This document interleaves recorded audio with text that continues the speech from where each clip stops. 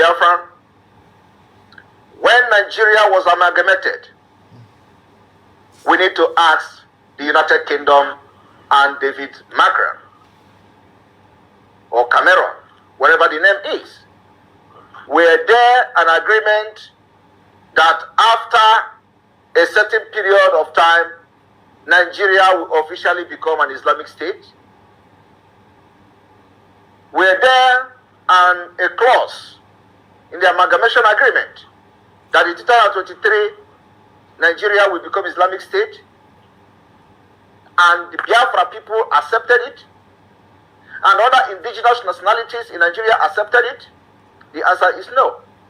The same way the 1999 constitution was brought and forced on indigenous people, including the Biafra people, is the same way they have systematically forced everyone to accept Islamic State status in this particular 2023.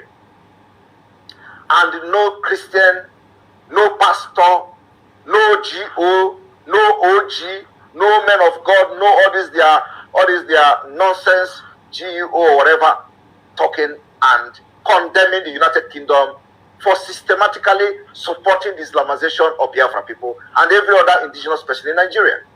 We understand they have used terrorism, they have used force against everyone. So nobody has the gut to speak up.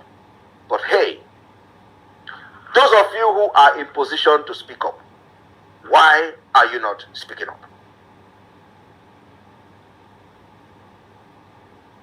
My fellow Biafrans,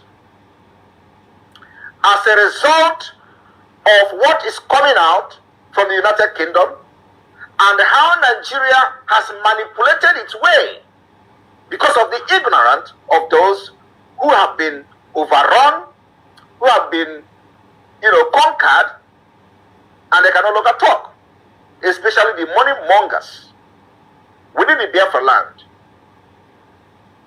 the Biafra government in exile, and the Biafra de facto government, otherwise known as the Biafra government, particularly are deeply concerned with this particular development, with this systematic Islamization as being sponsored by the United Kingdom and Abuja. In different parts of Biafra land, Nigerian terrorist soldiers had looted and burned homes, tortured, raped, and murdered innocent civilians of Biafra people in quest to force them and create fear into them so that nobody could rise up and speak against what is going on. Everyone watched those videos on social media, including myself.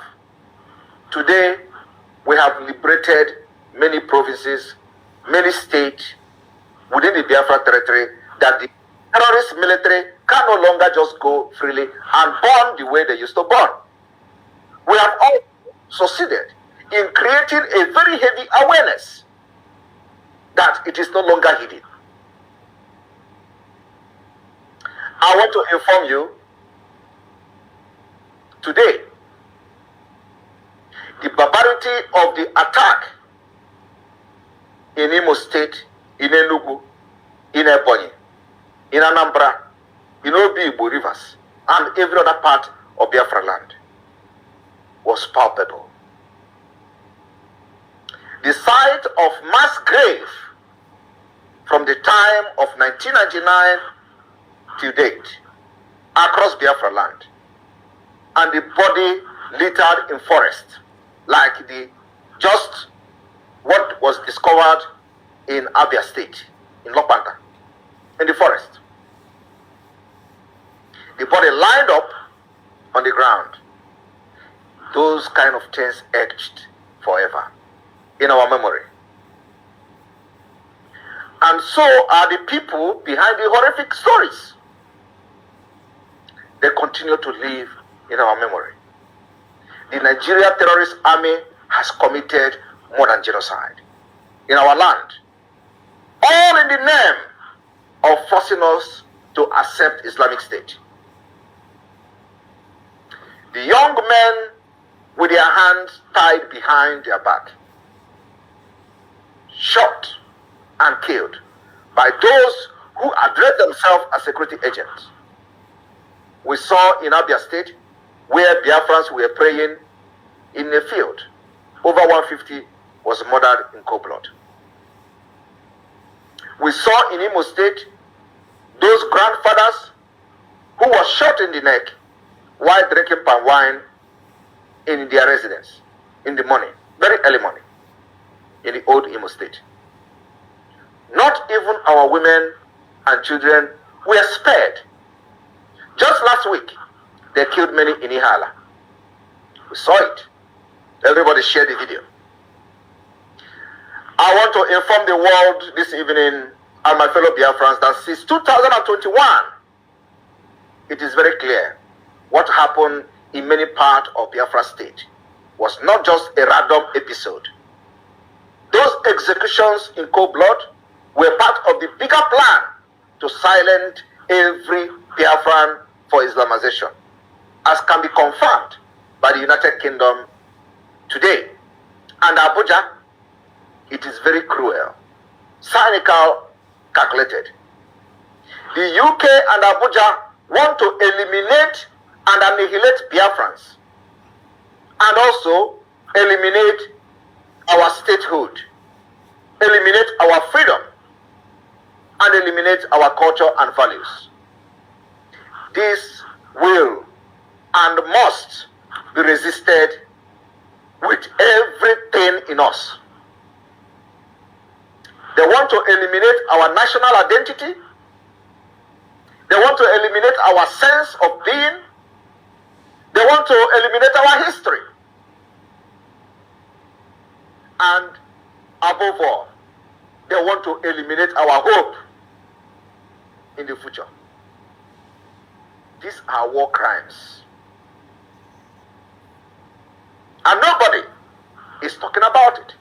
We are not even expecting anybody to talk about it. We are going to force them to talk about it in due time. But I want to make it very clear, as the Prime Minister of the Biafra Republic of Exile this evening, that this amount to war crimes. These are crimes against humanity. In Imo, in Aba, in Enugu, in Ebonyi, and Obi-Igbo massacre have been replicated in the Biafra land and across other ethnic nationalities in their land occupied by the Nigeria-sponsored Islamists and terrorists in uniform and other forces. It is time for everyone to wake up. Another target in Biafra land on the Islamization agenda in Biafra, they plan against our children and young men. The Biafra government has estimated over 45,000 have been killed. 10,000 are missing. 11,000 people, Biafra young men and women, are illegally held in custody, including Mazen Nnamdi Kanu, who they kidnapped from Kenya, and over 3 million have been displaced from their homes by the United Kingdom-backed Islamization of Nigeria. Today, my fellow Biafra, we the Biafra people, through the Biafra Republic Government in Exile, announce to the world the firm resolve of Biafra that the unprovoked military aggression, the Nigerian terrorist military aggression by Islamic State-led Nigeria in Biafra land shall be ruthlessly resisted with all the means available to the people of Biafra. I have been able to show on the screen that Nigeria has been officially addressed as Islamic State by the United Kingdom, recognized by the Foreign Secretary David Macron or Cameron. And today, we wish to inform international community of the determination by the Biafra people to resist most determinedly and to make futile all the violence by the Islamic State and the proxy Islamic Northern Army, the terrorist Nigeria Army. David Cameron announced of Nigeria as an Islamic state is an attempt to deprive our children their childhood and their roots. It must be resisted. Being they want to eliminate our history. And above all, they want to eliminate our hope in the future. These are war crimes.